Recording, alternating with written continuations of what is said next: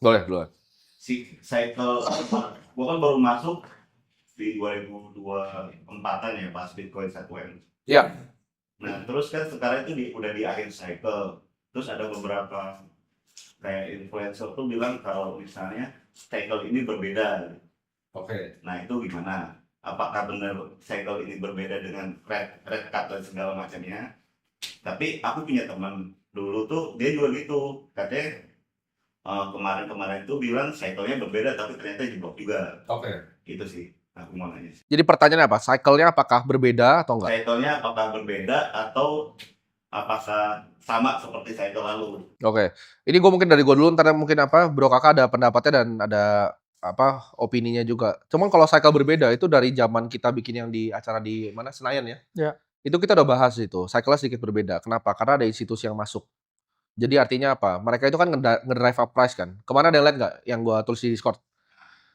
Itu kenapa gue baru tulis? Karena mereka tuh ngumpulin barangnya lama. Jadi institusi itu kalau ngumpulin barang lama, tapi sekali naik tuh lo akan lihat cetek karena mereka OTC dari belakang. Jadi mereka tuh kumpulin inflow-nya tuh ini jumlahnya besar banget. Jadi ada 3 yang masuk gede banget. Brevan Howard, Jane Street, sama Millennium. 3 ini tuh masuk di size yang besar banget selama seminggu terakhir. Berarti kan mereka sebenarnya udah ngumpulin lama dari belakang. Dan mereka posisinya tuh agak sulit di tracking. Kenapa? Karena gue tracking cuma dari ETF-nya doang. Contohnya mereka masuk dari IBIT gitu kan. Cuman kadang gue nggak tahu apakah itu full posisinya. Ya seharusnya sih enggak ya bro ya. Karena kita kan ada size yang dibagi juga. Ada yang di ETF, ada yang di Bitcoin di exchange. Jadi kalau di ETF aja mereka masuk sebesar itu, kita nggak tahu apa yang mereka masuk di belakang, di Bitcoin-nya. Kalau menurut gue cycle-nya akan berbeda. Kenapa? Apakah mungkin ada drawdown? Mungkin. Tapi balik lagi, gue nggak main kayak game tebak-tebakan. Karena anyway gue Bitcoin dari lama kan. Gue dari 16.000 gitu. Average gue tuh mungkin sekitar 50-an ribu lah.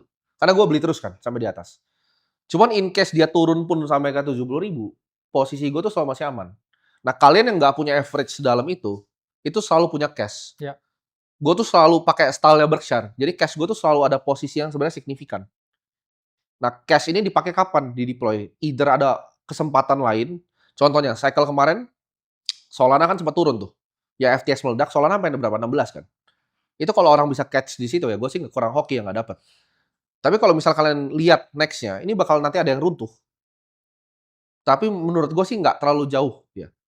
Worst case banget menurut gue 80.000, 70.000. Itu pun average gue masih oke. Tapi selama kalian misalnya masih pegang posisi nih, harga 115.000, cash posisi lu 30-35%, itu harusnya portonya nggak drawdown.